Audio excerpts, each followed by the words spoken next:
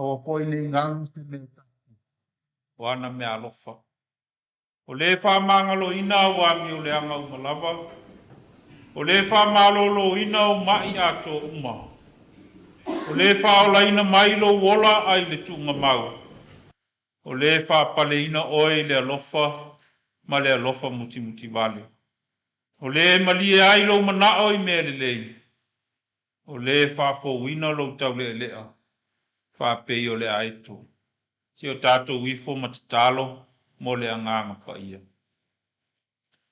Wala whai mai whanunga le lei lau whanau le neitai au lo mātou ta maha.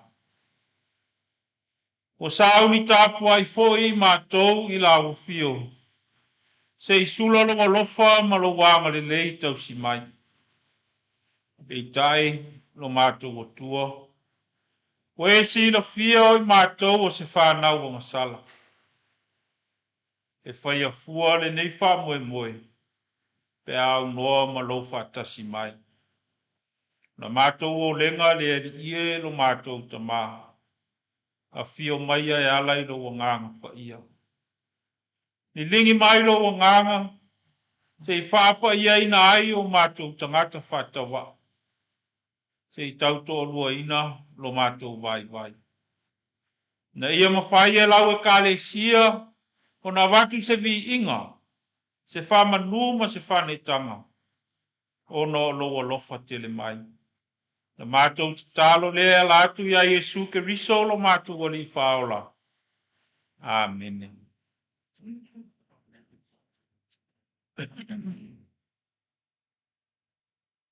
Mātou te fia sauni nei la mātou pese whawhitai. I longa malu lo le lei. O oe o lea lofa mai. Luas fululua le vi inga o le tua. Le tātou vivi iai.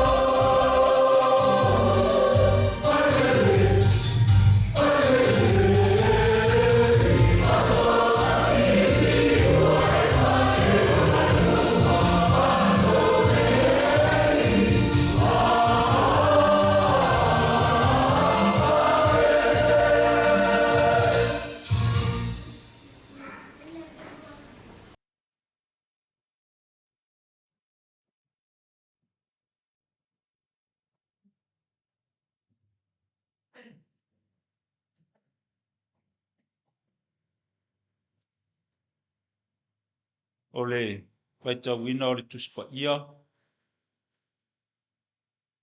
Tusi filfilia mo tātou nenei o sā, mai le whenga tuai, Samuelu e lua, I lona mta au e fitu, tātou te whaitau, e lafolafoa I mai le whai upu mua mua, pa ngata mai le whai upu e sifuru mantonu, mai le whenga tuai, Samuelu e lua, lona mta au e fitu, tātou te whaitau ina e peo na masani ai, mai le whai upu mua mua, whaangata mai le whai upu e sifuru mantonu. O a fionga pa ia, alo tātou o tua. O nofo le tupu ilo na fale, o maua foi e ia le mapusanga mai le lii, a ie ua ita ia te ia, I tū malava.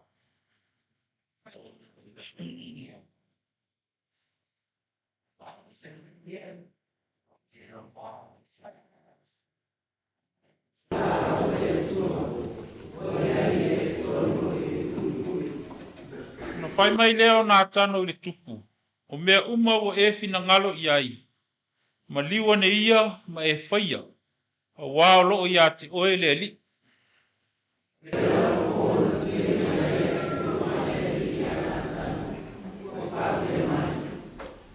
Haluia, e te whai atu I la au no tā vita, o loo whapea na whai mai le li. E te whaia e oe se whale mo au te nofo ai.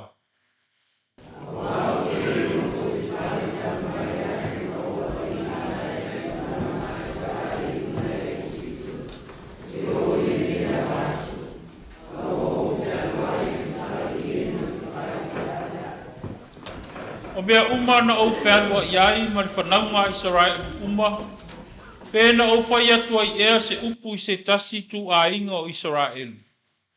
Na au poloa I e leo leo I lo unu o Israelu, e whapea. Se ale mea tau te le whai ai se whale a rasi moa.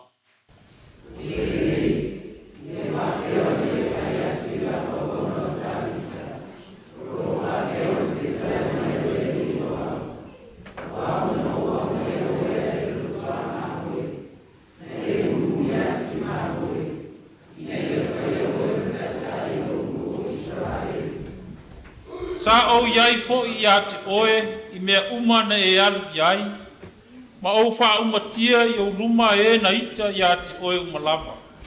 Na o whaia fo I mo oe le ingoa mamalu, pei o ingoa o li te tele I le lalolangi.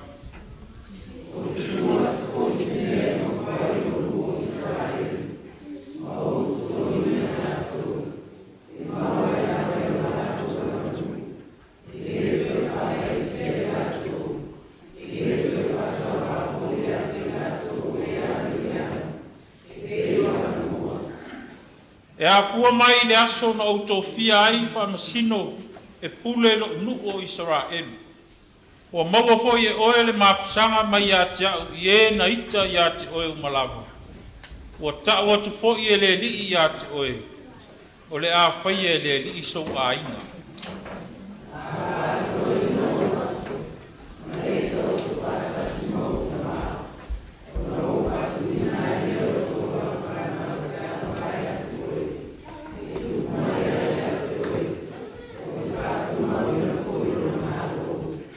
Tātou whai tau whātasi, o ia lava na te whaia se whale o lo ingoa. O te whātu mawina fōi le no whāliki o rona mālo e whāpau. O le tusi whitwhiria ma le whenga inga fōu, o le tala le lei na tūsia e luka, I lona mata upu e lima. Luka e lima, tātou te toi whai tau whelafolafoai. Mai le whai upu mua mua. Whaangata mai le whai upu e sifuru matasi. E minga ria luka ilo mta upu e lima. Tātou te toi whai tauina. Pe lafo ai mai le whai upu mua mua. Whaangata mai le whai upu e sifuru matasi. O tū o ia le au vai o le vai o kene sāreta. O fetu leni mai fo I le moto tangata ia te ia. e whaalongolongo i le fionga le atua.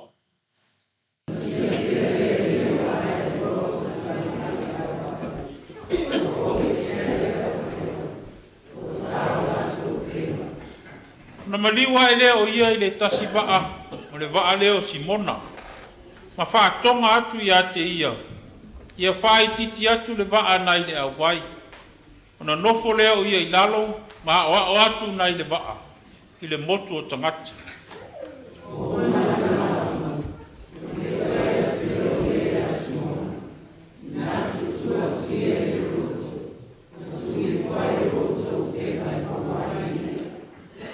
O tali maisi mona ia te ia leali ie. Ua ato le po o tinga ina ai mātou. E le ai ni mea ua maua.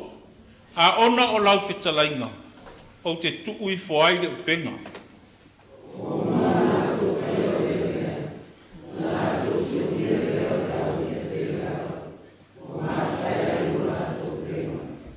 O lātou ngeno atu i o lātou o i le tasiva. E o mai e sosoani i a te i lātou. O na lātou o mai lea, ua whaatumo i lātou wa a uma e lua. Ua tāli ngō ngoto ai.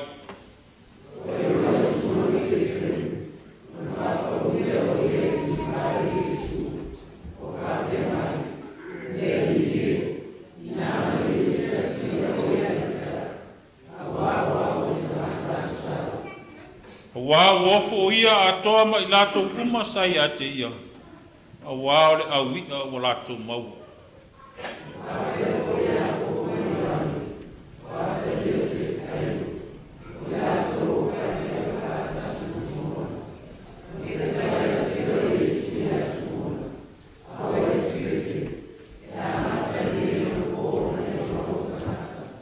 Tātou whaitau whātasi. Ua tuta o lātou wa. Na lātou tuwa i lea o mea uma. Ai muri atu e a te ia. Ia whamanu e te le mai le atua. E ala ilo tātou whaitau. Whanonga pēa i ana whionga pa ia. Tu mau pēa i a te ia lo na lama bi inga. Nei e o i le whaavavau lava. Amen. Alofa mai a whio mai oe a ngā msai. Ia e whaatonu ia i mātou. I mea a whaia nei. Whio mai, a whio mai. Se lau se furu le vi inga o le tua. E a tātou toi vivi i ai.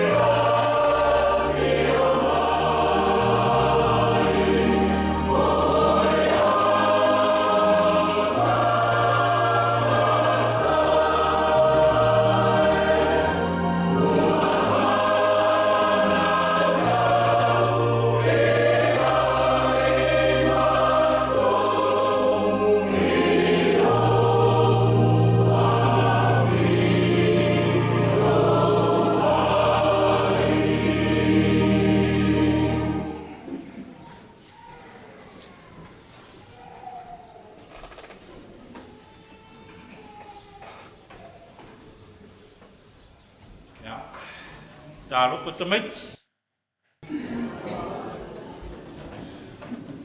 Talo for fifi out. Talo for tamaiti. Pamai outou. Kia ora koutou. Lala le tali mai. Ya, na. Wai watu wala nao. School finish or not yet?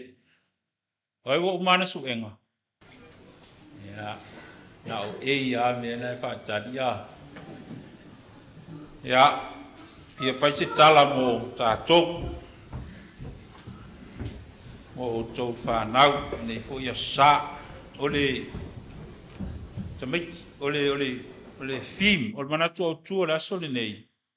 Mai le fale ie, i le fale teli. Le alfa pālangi le fale ie. Ie sao. From a tent to a house. That's the theme for today. Manatu au tuna nei. Yeah. Ole tent is a pālangi thing. Au tom faila e fasa mo. Le la tong e fa ali tu la tale. Tu ai me la tale. What's this picture? Fale all fale Fale sa mo. La fale dia. Fale pālangi. So pālanga po sui, we can change it from a fale o to a pālangi. Yeah.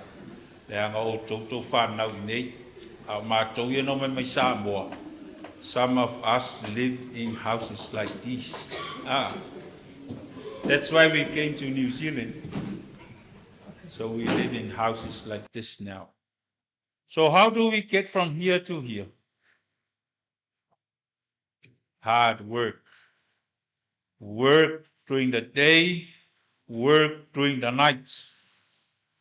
Work during the weekend, come to church here more. So you get from here to here through hard work and determination. So think about your parents, your grandparents, great-grandparents, those that make this journey, so you could have better lives. It's a very good lesson for you, and it's a very good lauma. So you can be aware of your lives as you grow older. But the story we read from the Old Testament is about David, King David. The message there was God said, reminded King David, I brought you, he's just a shepherd out in the field looking after the sheep. King David. King David was wearing his robes and his crown there. And God reminded him, I brought you from being a simple shepherd to be the king of Israel. Same story. God brings you from humble beginnings to fortune if you believe in him. This English saying, simple one, from rag to riches. It's also a name for a movie, I think, and a song. And it's got that same message. From rags, from the op shop to the rebel sport. So op shop is good. I always shop there. But it's that metaphor also. Comparison. So that's how we live our lives. We start humble, we work hard, and then we get to what we want. It's about this man. He was a poor fella, but he worked hard, started a business, and he became very rich. Big house, servants to do his house, and many cars. And in his house, the servants, they were allowed to go into any room and every place in the house, but there was this one room that he locked and didn't allow anyone inside, only himself. And as the days gone, the servants were wondering, us, Faikala, what's in that house? What's in that room? What's in the room? Why does he lock it? Only himself can go in there. And Fala knew that the servants were dying to go in there. So one day he said, come, I will open the room for you to go in and look. So he got the key, opened the room, opened the door, and they went inside. Nothing. Just an empty room. And then the servants asked him, what's the meaning of this? Why did you lock this empty room? And he said, this is where I come back to when I feel my head growing big. This is where it reminds me of where I started. I started with nothing. So whenever I feel my shoulders going like this and my mind going like this, I open this room and come back down to earth. That's what God reminded King David. All your mighty, all your power, and all your glory, it all started from me. It is I who gave it to you. Ia o tala na tamaiti o whapalangi atu. Ia lang te ilo te leo tau le whasa moa ao. Ia o tātou I manuia awane I ngalo o le atua na au mai a te tātou. Manuia o tau ainga na I o tau mātua o tua a. Ia lea foi o malolo nisi mai ngā ruenga. Ia o lea o tino mai na lātou tau ti ngā. Ia lai a tātou whanau. Ia, manuia tele au tau whanau. Last bit of advice, social media. Be careful how you use it. That's the biggest change nowadays, especially in your generation, social media. It's a very good tool. I totally agree to that, but there's also very dangerous risks. So le talana mo to whanau whamole, use it wisely and use it carefully. Ia manuia tele o tau whanau. Have a merry, merry Christmas and a prosperous New Year. Whaftai. Nea tātou whasanga atu, ia tātou tārsanga, tālo whaftai, tālo whatu sing, moli atu tātou manao I le tua, tātou wifo matatalo. Le tua sili selo mātou tamā. Le tua lava lau fio mai le babau, e o I le whaababau. Le atua oe na e whaia mea o malava I le langi ma le lalo langi. E o lava I le tangata na e whaia I mātou I lo whātusa pa ia. A e sili ai lo walofa lo mātou atua. A wāua e alofa mai pēa lava pēa ia I mātou lau whanau. Ui lava ina o I mātou o se whanau. Ua o ese pēa mauluma I le tele o tai. O le vi inga ma le whaftai le nei tai au. Ina o mawhai o na urufale lau e kalesia o lau whanau. O mātou o mai a watu le vi inga le whamanuma le whanetanga. I lau fio e o mea o malawa. Mātou te whaftai wa ulia manuia le nei vai aso. I lona amatanga. Le ngata I lea o le urua I aso saa. O le toe masina o le nei tausanga. Se alofa ina atele o lau fio. Pe a mātou to e tū ma tilo anga I tua I la mātou savalinga I le nei tausanga. Tele whawhita auli sa whea ngaima I mātou. Tele lui tau sa a whaina ai lo mātou ola. a o le whaamai sa fia i le lalolangi ma whapena o na o mai fo i si o mātou atunu. Tele taimi na le mautonu ai mātou. Tele taimi na tau solo muri ai lo mātou whātua tua i la uwhiu. Ei tai te le itu la fo ina i mātou.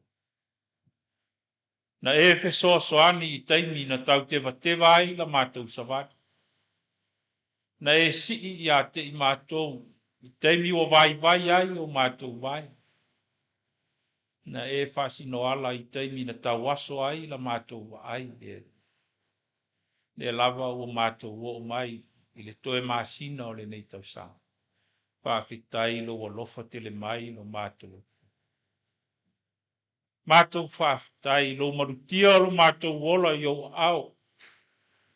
I le aso ma le aso. O ngā luenga i le au ai maise fo i le pō. O a onga na ia mātou whanau. O e no nofo i fale wa whaia le whaiva o le tāpuai ma le tatala. O pisi nisi ma so se fuafuanga le li ie whea ngaima i mātou ai maise o lau e kālesia. Le li ie whawhitai lo o lofa whaasoa mai. O e anga le lei mai o mātou wola. O louta mau a inga o ala ese mai o manuia ai o mātou whaiva. O malia ai o mātou manaa. O mātou whaasoa. O lava i nai o mātou a inga i sa moa o lo no nofo matapu ai mai. Whawhitai lo wanga le nei lo mātou tu. Whawhitai lau tau singa i le tino. O le ola o mātou maua. E iai nisi o lau e kālesia o lo whea ngai mo mawhtianga o le tino. E iai lātou o e whafua lolo lātou soifua. O le whaingo fia fo i le aso ma le aso. Ai mātou te whawhitai a wā mātou te taritonu. O loo i o au i lātou lo mātou tu. Mātou whawhitai le poto ma le mawhauwhau. Tā leni mga waa ese. O tofi matiute o e wala wina iai mātou e ngāru lue ma au nai. O mea alofa uma ia mai lau fio lo mātou tua. Ina se i whale lei ai lo mātou wola. Ina se i ati ae ai o mātou a inga. Ina se i tausi ai a mātou whanau. Ai ala mātou tautua le au i lau e kāle sia le ali ie lo mātou. Mātou whawhitai tere lo mātou tamā. A wawa le ngata lo alofa ia i mātou. A ua whape nai ngai o mātou a inga e pele. O e au mau i niusila nei lea ai ma lea ai. Ai mai se lawa fo i sa moa si o mātou o tunu o a inga manu mai kale sia. Ma nisi lava tunu o le lalo langi o no nofo maau ma wai. Mātou whawhitai. I lau e kale sia le ie o e wala wina ai mātou e whai mau au auna. E tā lai lau tala le lei. O whao ngai nai no mātou whata wa le ie. E lima ma vai iai lau ngā ruenga. O lau au auna ma le whaletua. O le au whai ngā ruenga ma le loa le kāle sia. Na lātou ngā ruenga. O le vaipuna. O le ola whaale nganga le ie. Mātou whawhitai le ie. File mu pea si o mātou o tunu. Pea mātou whātusa i le lalolangi. Le tele o whiwesia inga o lo tau whaamatau mai. Ai mai se le vāo atu nuu mālo losi. Tau te whawhitai o lo e whaasaunga le muina lava si o mātou atu nuu nei. Whawhitai au mea alofa whaalea nganga lo mātou atua. Ta pasai nai pea lo mātou wola fia tau mwhai mo lau fio. O lau tuspa ia o mātou whaitau ai ma whaalongolongo ai. O whai masuru i o mātou wae ma le malamalama i o mātou wala. Mātou whawhitai o no loa nganga pa ia o lo mātou whesoaso ani siri lea. O tau to'olu ai na ai lo mātou vai whalea nganga. O mau ai lo mātou mawhanawhana. I taimi e lutia ai la mātou wholaunga. I matangi angi vale o le nei o la. a le whaafitai sili le ali ie. Ono Yesu ke riso lo mātou ali I whaola. Ia foi o mātou sauni e whamanatu le nei tai ao lo na maliu ma lo na toi tū manu malo. O lo na tino na totofi ma lo na toto na sa. Whamalingi ina ia ola le pāmata nga sala le ali. Tu mau no lava vi inga le whamanu, le whanetanga, nei e o le whamavau lava. Pangā lea lo mātou ta mā, ua leo tele a mātou upu matala, a ua le tu saai, a sa mātou au nanga I lau fi. O mātou fia e tau I mātou kerisianu, ai pangā lava lea, ua le fōringa ai I mātou. La mātou whātou e senga I lau fio I le nei tai au, se I alofa, wha māngalo lau whanau o sa. Wha māngalo lau e kālesia, mai lava ia I mātou o mātua, se I o I naia mātou whanau. Wha māngalo I mātou I le wā malau fio, o mātou o ese pea, malau fio, o whai o mātou loto ai tuu lau finangara. Wale moni fo ilo mātou whātua tua, mari talitonu, mari whamoe I lau fio. O whaingo fie ai ele fili mari ti Apollo, na whao so ina I mātou, ma mātou pa ua tuai le lea. Pa māngalo lo mātou le whamaoni I tiute, na whi au, ma ngā ruenga. O tō fia I mātou e ngā rue ai, po whea lava le ali. O vale la mātou taita inga I te tono o mātou a inga ua le manuia ai a mātou whanau. Ua le au fo I sa mātou tautua I te tono lau e kālesia le ali wha māngalo I mātou lau whanau. Wha māngalo I mātou lo mātou vāna no fuai o le istangata I le istangata. O e si la fia o mātou waiwainga ma o mātou whale tonu. O e si la fia lo mātou fefuni tua. E mai se lo mātou ola fia tau I masui. Le ali wha māngalo I mātou. A vea lo toto ke riso. Wha malingi ina I lungo o sātau. Wha mama ai o mātou o masala. A vea lo to e tū mānu mālo. E a fua I se tai au fou mo I mātou lau whanau. Wha sala mo ina I mātou. Ia li liu o mātou tua I le leamu. E fo I mai e whaia lo finangalo. Ia mātou loa na wha māngalo le tasi le isi. Pei ona e wha māngalo I na ai o I mātou o lau whanau. Tō mai au manuia lo mātou ta maha. Ni lingi mai au wha manuianga I lungo lau e kālesia. O I mātou lava o se whanau e fie whai manuia. Wha manuia lau au auna, ma le wharitua, ma le ainga. Maualo la malos. A wale taita ina o lau whi au, ma lau ngā rue. Wha manuia I le kālesia. Mai lava I mātua se I o I se whana witi. Na lātou tautua, tu tono a inga, tu tono ngā ruenga, so o se whalapot putonga, ai maise lau e kālesia. Ia whaanga ina pēr so mātou vai. Ia whātu saina I mātou, o le whātu na paule le, na tupu maola mafua tele mai, e vi I ai lau whiu. A vea lau e kālesia, o se vai puna e puna pēr, e inu ai, ma malie ai lo mātou ngā lala. I le ola wha lea nganga, ma wha manuianga mai lau whiu. A ngā iatu I mātou, I toe aso le nei tau sama.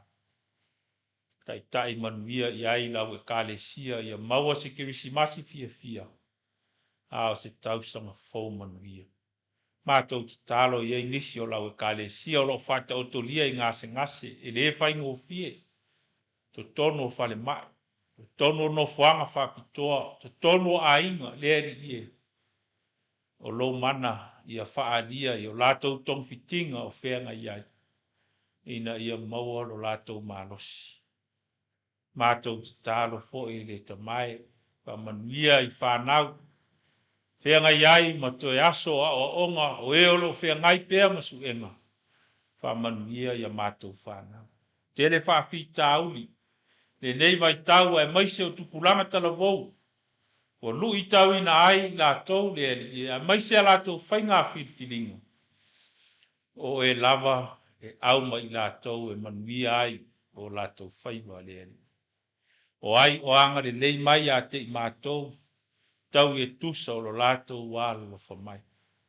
Mātou tu talo, mana tua o mātou a inga I le salala wai po whea lava. New Zealand nei, sa moa manisi atu nu o le lalolangi. Vai lua tutu sa pea so mātou manuia.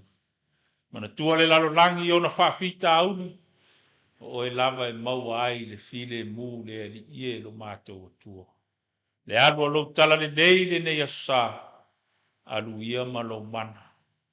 Ina ia ngoto ifo I loto ma ayo finangalo. Ina ia sanga tupu pea lo malo. Masanga vi ia pea lau fiu. Le nei vai aso le anga fua I fe au mga ruenga le li ie. Wa au muri au lau fio. E manu ia ai so se mea mātou te whai. E le tu mau le nei mafutanga. Se taimi mātou tu e tau mawaya. Pape nao na whamanuia lau fio. Lo whangia lau au auna. Se taimi foi to e taliu mai. Tai manuia mai a inga male kalesia. O lo tāli ma watu. O mātou talo ia, lo mātou o tua. Pātasi ai ma le tele o mātou mana o lilo. Mātou te tu ina atu iau luma, ina ia whaia pe iai lo lava fina ngala. Aua lava no so mātou whātau anau. Lo suafa Yesu ke riso o mātou ole mala awa tua nei. Amen.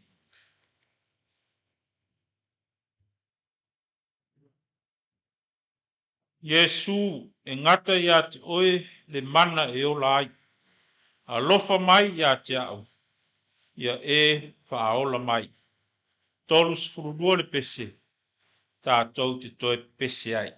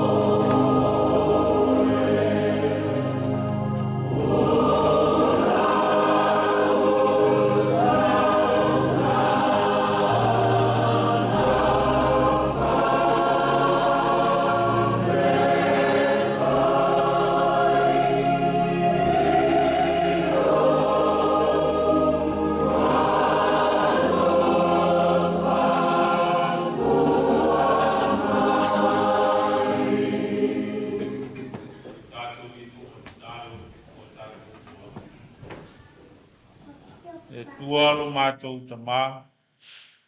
O lawa fio lava na e whaia le fōa isili mo i mātou le whanau o sala. Na e o fōina mai ai lo lava lo pele to tasi. Na ia le whano se tasi e whātua tua I lau fio. Na ia mātou maua le ola e whāwau. Wao ina mātou fōai le nei fō ia sā. O tupe o mātou maua mai lau fio. E ngata I lea o ngā ruenga o mātou au na ai lau tala le lei. Ai maise o mātou tangata whātau waa. E ofo ina tupea mo lau ngā ruenga. Talia mai, whapa ia ma whamanuia ia mātou fōa. E ala lava ia Yesu Kerisu. Amen.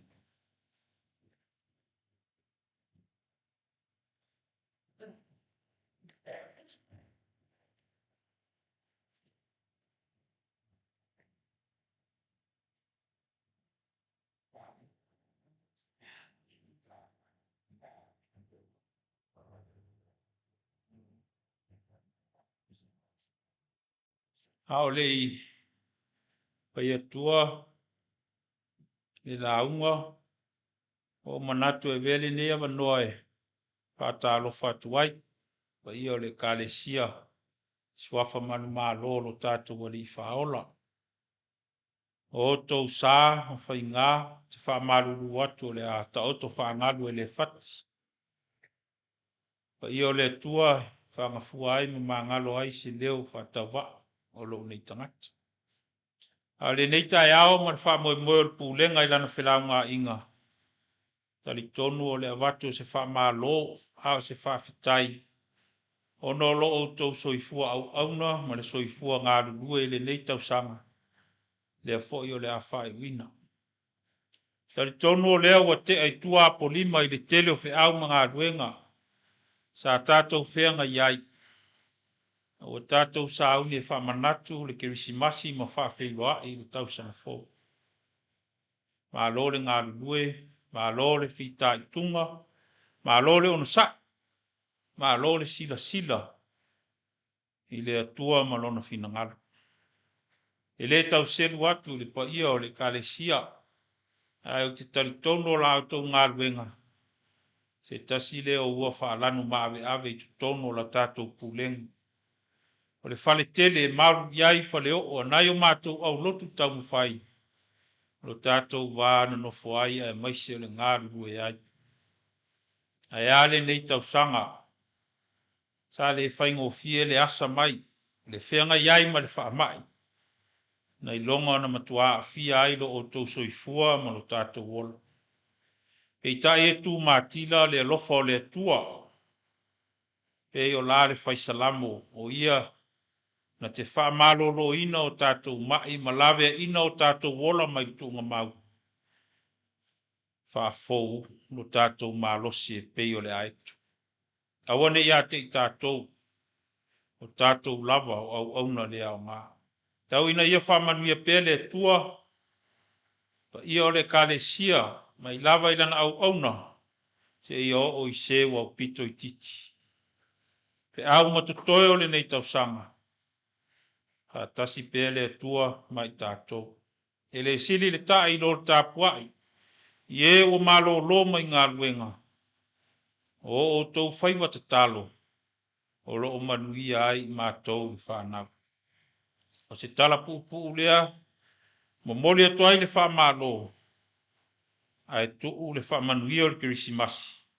Se I whai pe a wha uma tātou tala o le nei asu. O le launga. Le suafa ma malu o le atua le tamā, le alo ma le anganga pa ia. Amene. Whiriwhiri e whai matua le whai upu e walu, o le Samuelu e lua ilo na mta upu e fitu, le auto e whai tawina. O au na au maia oe, na e muli muli atu I mamoe, ina ia whaia oe ma taitai ilo unuu o Israel. O au na au maia oe na e muli muli atu I mamoe. Ina ia whaia oe ma taitai ilo unuu o Israel. I took you from following the sheep to be prince over my people from Israel. Manatu au tu e tusole, fasolonga tus faita waso, mai le fale ile fale tele, from tent to house. Mai le fale ile fale tele. O manatu e la unga fa sio manga, le manatu au tu o le neia sa, o le sio manga context. E tonu la sio manga le o manatu e la unga ai manatu au tu. O le sio manga mo, sio manga fa sa mo. E fia sui la nai upon manatu au tu e fa faingo fia ai ona malama. Pe ona fai le tala mo tamaiti. E fa pea la le tato manatu au tu fa sa mo. Mai le tu noa. I le fale o matai. Mai le tu noa i le fale o matai. From the cookhouse to the meeting house. Mai le tuai. Se ia fa lango i le pou. O le fesili. E fa pe fea o na o atu le tama po le teine. Le tau le alea po le awa luma. Le alii po le tamaitai. Mai le umupuka. E sa fai i sona pou i le faritele. Fa pe fea o na o atu. I la tau i le faritele mai le umupuka po le tu noa. O le tali. E ta oto i le upu whasa moa, o le ala i le pule, o le tautua. O le tautua, pe ona silafia, o le au auna ma le ngalue wha maoni, i le mea e ngata ai le mwhai. Tautua matavela, pe mai o le upu e mafua mai le asa o le afi se tulou, tautua ai le tau le lea, po le teine, o lona ala na, i le pule. Fai ona wha matala wha pēnā i le sio manga wha sa moa. Le ata o le tama o tā vita mai lona tau le lea. Se i o ina wha ea ina i le atua e vea matupu o lona malo. Tama na tau tua li tua wao. Leo le lafu maa moe. Whawhanga, whainu, wha moe, pui. Fasi le leona, fasi le urosa o manu me tau tia. Efe mai o le tama na ama fo iai le sila alona lava tamaa. Ile sa ilinga o suli o fina ngalo iai le atua e nofo mai suafa. Fesili Samuelu le osi tauranga. Wa atoa mai ea tama. E tali to ina toe au le wii o leo maa moe. Mai Samuelu a ami le tama. Le no foia pou. Pe a le a mia. Na ona tau nui fo lava. Feta lai le atua tapalo ipo le tae au. Whahau le tama. O ia le nā o le tupu o lo unu.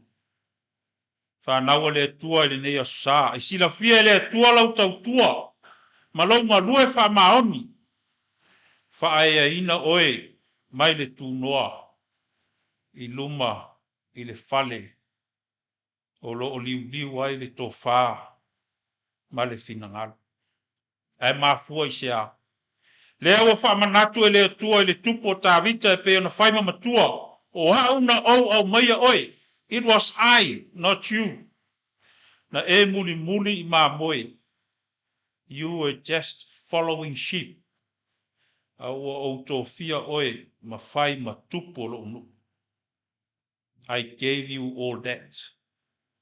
Lona lua o sio manga. O le sio manga lava o le tala wha solo pito o Israelu e pe ona iai le tusi na whaita wina. Toi fia sui mai la le upu leo le manatu au tu le fale ie. Le anga o fale ie. O fale na yaso na. Mai le fale ie I le fale tu mau. From tent to house. O le fale ie pe ona tātou loa uma o le fale le tu mau. Wha tu nei a uma na whaonga. To e tala I lalo tae au. O le fale ie foi e mawhai ona fisita. Wha tu nei I. A uma tala ave wha tu I o. O le fale ie. Sa whaonga e le nu o le atua. E nofo ai le ato la au. O le falling wa aia o le atua. O le ingoa whapitoa o le fale ie leo o le tapeneko. Tapenako. tuuina whaatasi mai lava tu la fono lea na tuuina ia mose ma whaatonunga o le whauina o lea whale ie e whapitoa. Po fea lava e malolo ele nu o le tua mai la lato malanga. Fas furu tau sanga lea na o mai ai. Fea lava e koma ai ma tofa ai ma malolo ai. Fa atua i fo il fale ie lea e mapu iai le atola au o le tua. E le so ona whaatanga ina foi so se tasi ona uru fale iai. Pea uma ona whaatu lea fale ie. Ina wata unu i kanana le nu o le tua. O whaatu ina lo le ma lotu mau o Israel. Le ana tō fi ai saulo e vea maurua i tupu.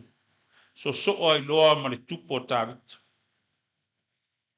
Tele ngā luenga te tele na whai e tāwita ma ofo ngia mo le nu o le tua.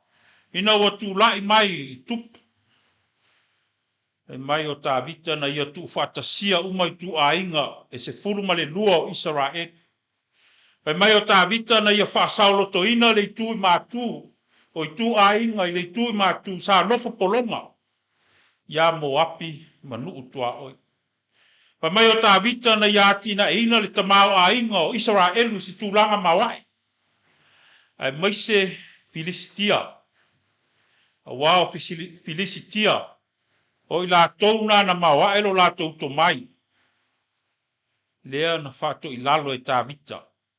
Ma manuia ai ta mau a inga o Israel. Pai mai o tāwita na ia whao mai le ai o ie puse ma whaatu ai le lau mua o Jerusalema. Lea na whao ai e tāwita le ai o Jerusalema ma avea ma lau mua o le nu o le tua. Tāwita na ia toi au mai le atola au o le tua ma toi whaafoi mai Jerusalema. Pula la ngoto le soifua o tupu.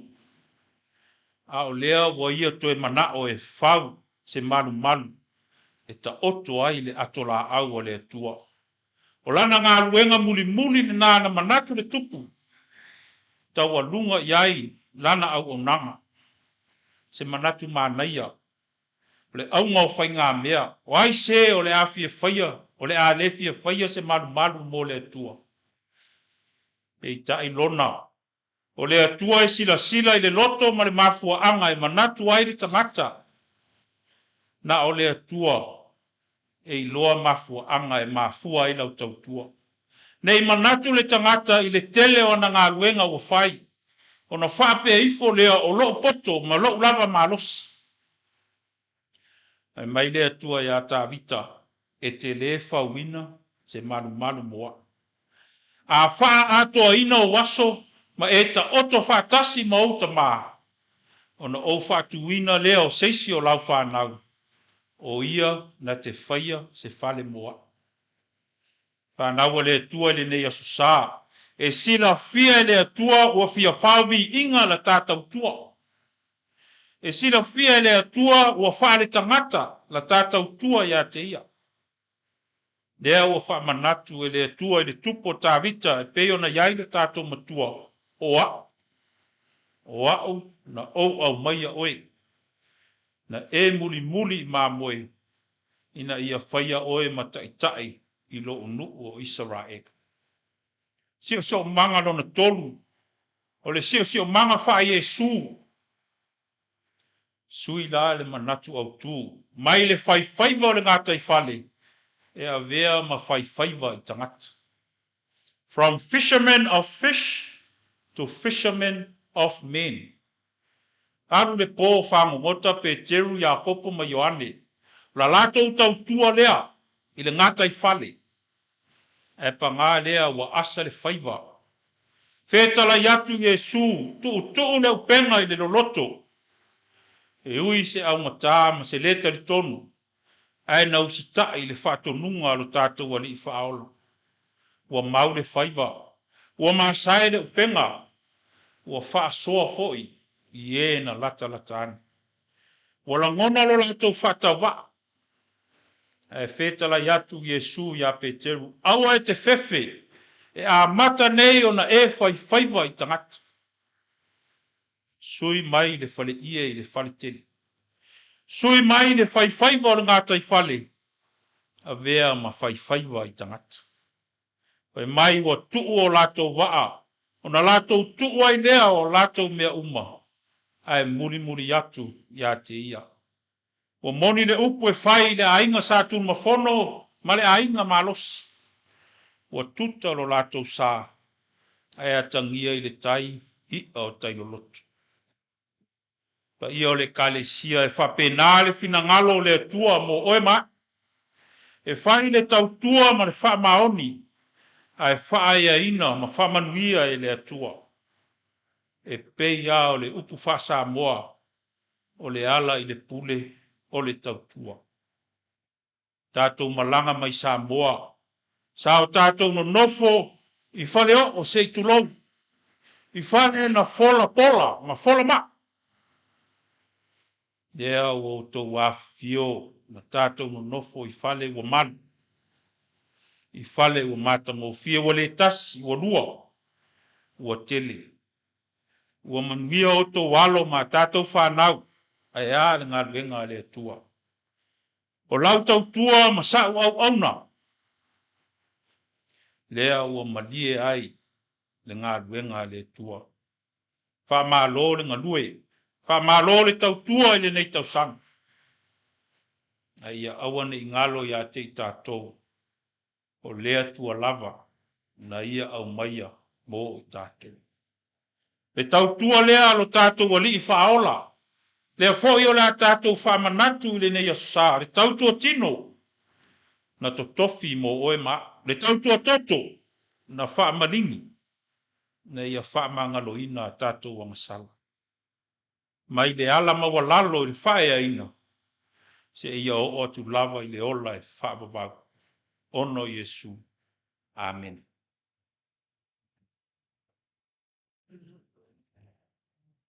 Pe mata e talia le alii, le sa manua ona o I tātou. Sorry.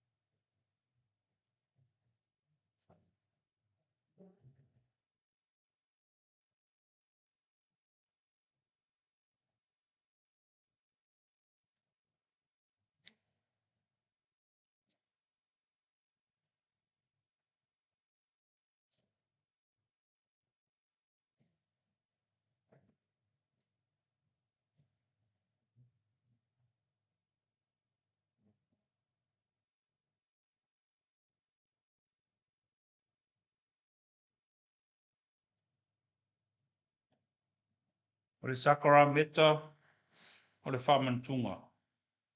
O uso pe leo no le lii, whafonga mai ai upu o le whatonunga o le tarisuanga lo tātou o li o Yesu Keriso. Pe o na maua ai mai le apostolo Paulo. O au foi no o maua mai le lii le mea na o tuina atu ai ia te outou. O lea lava po na whaalata ina ai le lii o Yesu, na ia tango ai le areto o ia whaftai. Ona tofi lea ma whaiatu ina tango ia ina ai. O lo tino le nei wa tofi ma sui o outou. I o to whaia le nei mea ma whamanatunga ia tea. O ia whapea foi le ipu ina wa uma ona ai o whapea atu. O le ipu le nei o le whenga inga fau lea I lo toto. I o tau whaia le nei mea ma whamana tunga i a te au. I aso uma tau te whiinu ai. A wāo aso uma tau te ai le nei a reto ma whiinu i le nei pu. Tau te whai loa tu ai le ma liwo le li. Se ia a fio mai o ia. Le tātou whawhitai le atua o no nei mea alofa. Ai mai seo le nei ala tā ua o lo na alofa tu noa. Ua saunia lea ia Yesu Keriso. E o tātou te tālo. O mātou tu ina atu le whawhitai la u fio le ali ie. O le na whaia le langi ma le lalo langi. O le na whaia le tangata i lo lava whatusa. Ma ua e alofa muti muti vale mai ia te ia. O mātou mana tua lo alofa. Ina wa tea ese le tangata mai la u fio. O e to esa ili mai lava. E ala i lo so i fua. O le mea lea o mātou whaia le nei mea tusa ma lona whātou nunga. Ma le anganga whawhitai. O mātou ole atu i lau fio. Na ia mātou la ngona lo whātasi mai ma lo alofa tu noa. A wina i folo anganga pa ia i lunga o au lava mea alofa. O le areto ma le waina. Na ia o mātou ai ma whiinu. Ma mātou a wai whātasi ai le tino ma le toto lo mātou wali. Ia vea lo mātou mafuta ia Keriso ma bea mātou te tupua e ai. Ma le alofa ma le loto ngatasi. Ma ua te tau na vi ia lawo fio le tamā ma le anganga pa ia. Nei e o i le whaavavau lava. Amen. Le au soe. Le alava pōna whaalata i na ai lo tātou wali i whaola. Na ia tango ai le areto o ia whaafitai. O na tofi lea na whaiatu. I nā tango ia i nā ai. O lo tino le nei wa tofi ma sui o tau. I o tau whaia le nei mea ma whamana tunga. I aso uma tau te ai. O ia whapea fo i le ipu. I na wa uma o na ai. O ia si tia i o lātou lunga ma whapea atu. O le ipu le nei o le whenga inga fau i lo toto. O whamalingi ina mo le whamangalo ina o ngasala. I o tau whaia le nei mea ma whamana tunga. I aso uma tau te whiinu ai. O le ai whapea fo i o no tātou whai. Sei tūlai.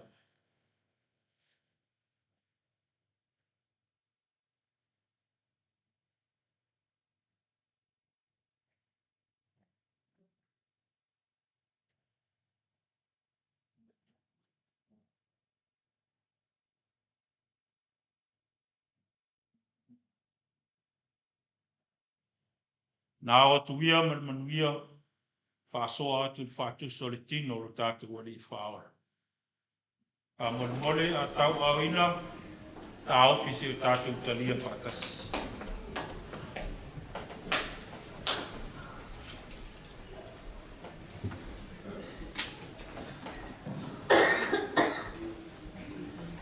Tātou pese fitus por Marton, e le alofo Yesu.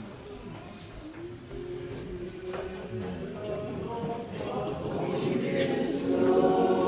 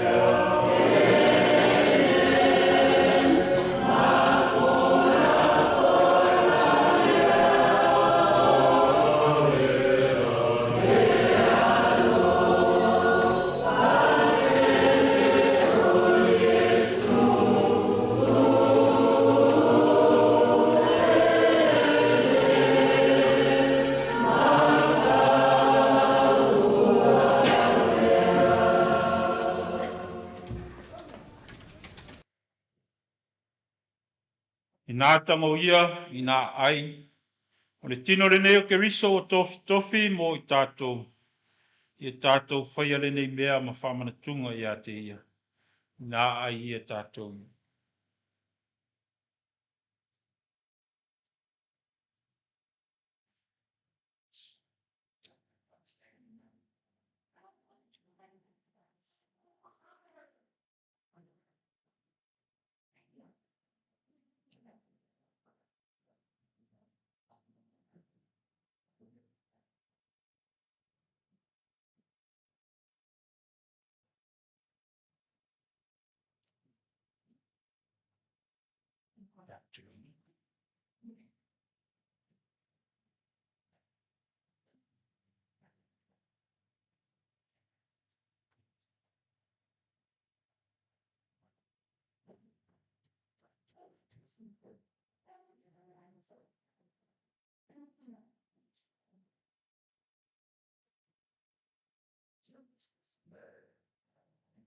O atu ia ma le file mu.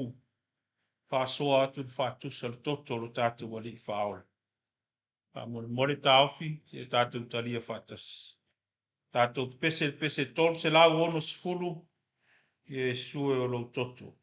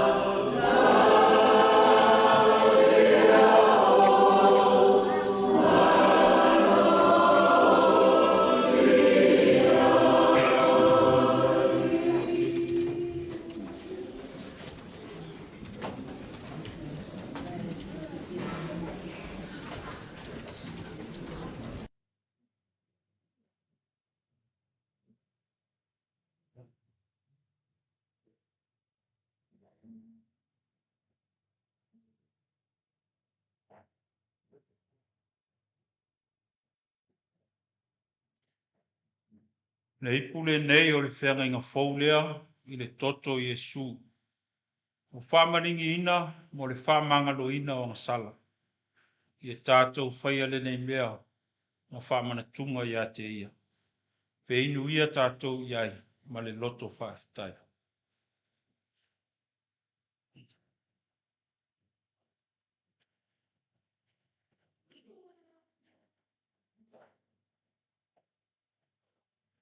se o tātou te tālo pea.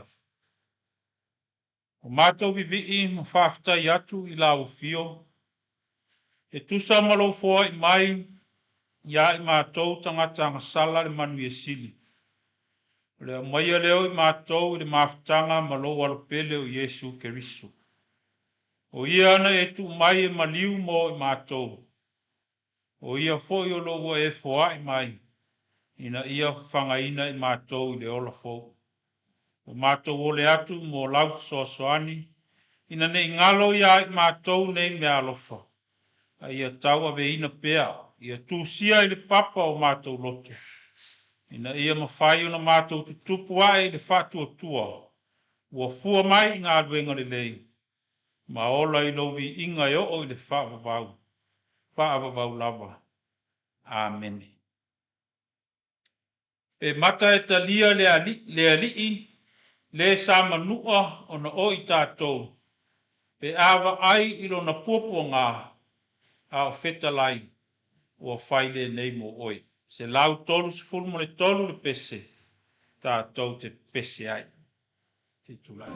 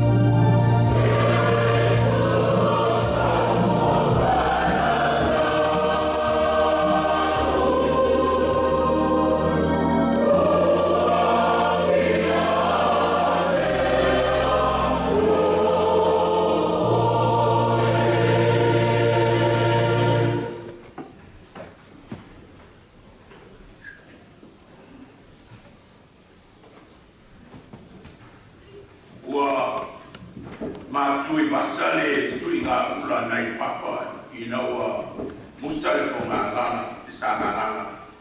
O tala le mania le alo le tui atua. A wā leo wa so ula le wha ma ua tini foi le tala langa. I naua matami o le fitalenga ia sale au mua. A wā ua mua le oa e pei o le fitalenga I le tamaitai o so I alo nei le vai maunga. Ai a vea ilo whātau wā. E whai ma whonga tau moni o le nei ka le sia tina I a penina. Le mamano le ka le sia I ona tupu mona e. E moli atu le anganga whabalo. Le anganga o le whaftaitele. I lau sunga whawhengainga le tofi o le nei ka le sia lau sunga Nevin. E tusa ma le whiau tau moli o le nei a sa. Ua whawhonga le awhia. E le whiau a mai moi mātou tari tonu. Ua mawhato tonga le anganga o le atua ua e whaan mai. E wha leo atu aino mātou nganga whaftaitele I lau sunga le whai whiau. Leo moni ua longo I tino matangi le lei ona o le mana vanga pa ia. O le whiau ngā le atua ni nei tai au. A o se wha lai aunga foi leo le anganga. O le soi fua tapua I o le nei au lotu. Mo le whiau mo le anga le lei o le atua whaftai. Whamalo atua I li tapenanga. A o momo o ngā lofa o si o mātou whaiwhiau I a Novem penina. Sauniga atu o le nei vaenga o le tausanga I ana whainga whamanatuinga o le Christmasi. Ia whamanuia lau sunga le whawhengainga ma le whalitua ma le kalesia. E tusa o tapenanga whamoe moe le whaiunga le nei tausanga. Ia whamanuia foi le whengai ai o rua ma le ngā luenga. I le alofa ma le anga le leitele o le atua le tātou tamaa. Ai mo le tātou e kalesia I aina I folfolanga nei whamole mole. O le folfolanga mua mua. Whamole mole mātua o le folfolanga le nei mo o le tāwhaonga le a o ngasa I le aso sifuru ma le fitu o le masina le nei.